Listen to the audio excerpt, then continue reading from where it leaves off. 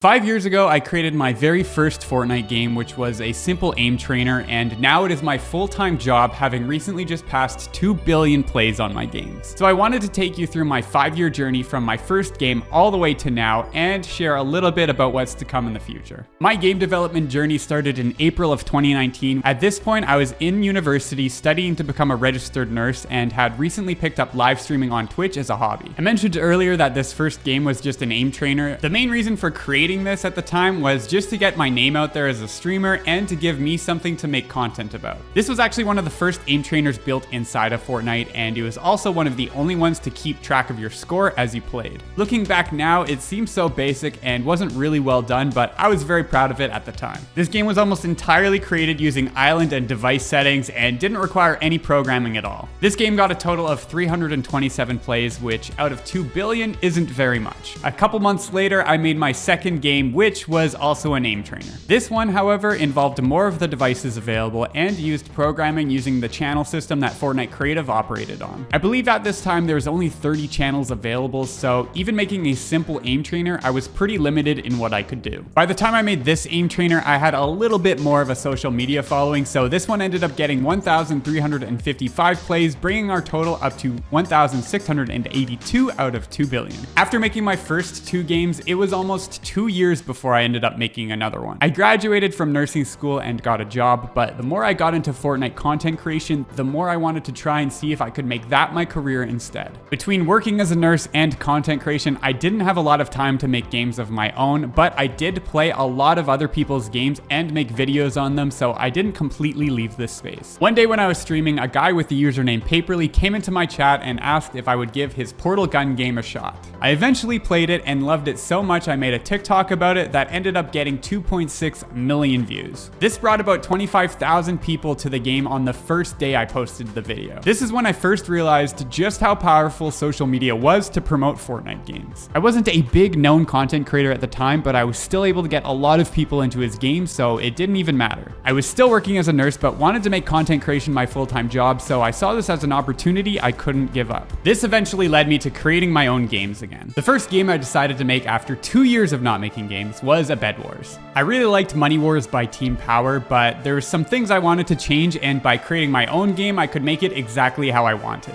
I didn't realize it at the time, but creating a Bed Wars the way I wanted to was going to be very difficult and require almost all of the devices Fortnite Creative had at the time. But this worked out great for me because I was able to learn so much so quickly, all within the first project I made. I actually live streamed myself making this game, and as a thank you for promoting his game, Paperly was in my chat helping me fix bugs on my game. To date, Colossal Bed Wars has gotten 887,000 plays, so I was pretty close to my first million. While this was a promising start, I still wasn't making enough money to cover my expenses, but I did drop down to part-time nursing so I'd have more time to pursue my passion while still making some money. Taking this step probably should have been more scary than it was, but I was so passionate about what I was pursuing, I just felt like it was going to pay off eventually. I also just want to quickly shout out my fiance Alex, who has been my biggest supporter throughout this entire journey, and I mean that fully. Her name on Twitch is literally Rubique's biggest fan, and she was always in my streams. Not long after I freed up more of my time, I had my first big success with a game called Default Wars. One of the growing frustrations with Fortnite at the time was how much the sweats had taken over. So I came up with a combat game where you could only build once every second, so you could still build fight, but the fights felt more like they did earlier in Chapter 1. It was a simple game that took way less of my time, but it absolutely blew up on social media. It got over 40 million views on social media that resulted in 4 million plays. I also had the team that Paperly was a part of make a battle royale version that got another million plays. This was the first time in the entire journey that I was able to cover all of my expenses just with streaming and making games. Unfortunately, while Default Wars was fun to check out, not a lot of players played it more than once, so it eventually died out. Not long after Default Wars' success, Alex and I were moving back to our hometown, so I officially quit my nursing job and decided I would delay applying for a new one until I absolutely needed to. The next game I came up with was the Daily Death Run. It was going to be like Wordle, but with a quick death run, players would try to complete each day. However, it was going to require constant updates, and with streaming, I wasn't going to be able to do it alone. Paperly was an active member of my chat at this point, so I asked him if he'd be interested in managing the updates while I handled the social media promotion. Lo and behold, that was the creation of Bullseye.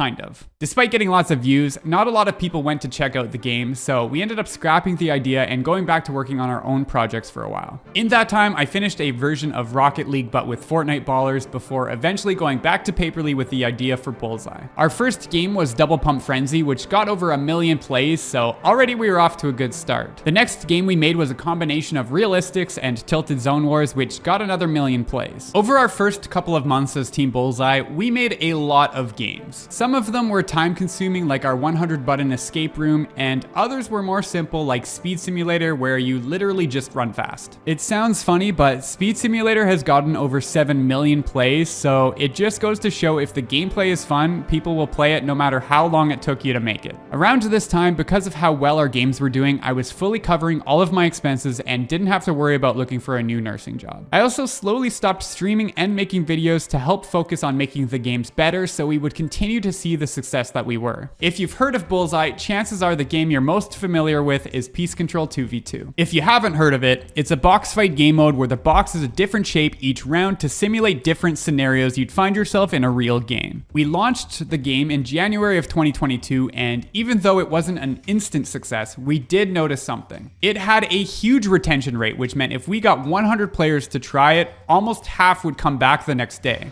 Even though we weren't at the top of discovery, the players that did find the game enjoyed it enough to come back the next day, and eventually we grew a pretty sizable player base by the end of that summer. If I had to guess what made Peace Control 2v2 successful, it would be the fact that the rounds were so much quicker than any other practice game at the time. Instead of using the default round system, which can take up to 25 seconds to load each time, we kept score using trackers and would only reset the game if players decided to rematch against each other. This meant way less players would leave between rounds, which was huge for a 2v2 game. Because of Peace Control 2v2's success, we decided to implement the same mechanics into other practice games, including traditional box fights and realistics. Nowadays, you can't find any other successful practice game that doesn't use this mechanic. Luckily, our practice games still have a solid player base, which is why they've been our focus for the last 1.5 years. In fact, all of these games account for the rest of the 2 billion plays I mentioned at the beginning of this video. This journey has been one of the most life-changing things for me. I've been able to travel to Fortnite tournaments and game developer conferences. After a year of working together, I also met Paperly in person for the first time, as well as a lot of other creators I interact with. We've also been lucky enough to be able to hire people to help us manage Team Bullseye. Bob has been helping us manage updates for our games, and Justin has been helping us run our social media. This means I have more time to work on new games and make videos on this channel again. Instead of the challenge videos I used to make, I'm going to be making videos on the creation of Fortnite games, which I think could be very interesting. So that's all I have for this video. If you have a question, you can drop it in the comments, and if you want to see the games I make in the future, make sure to subscribe.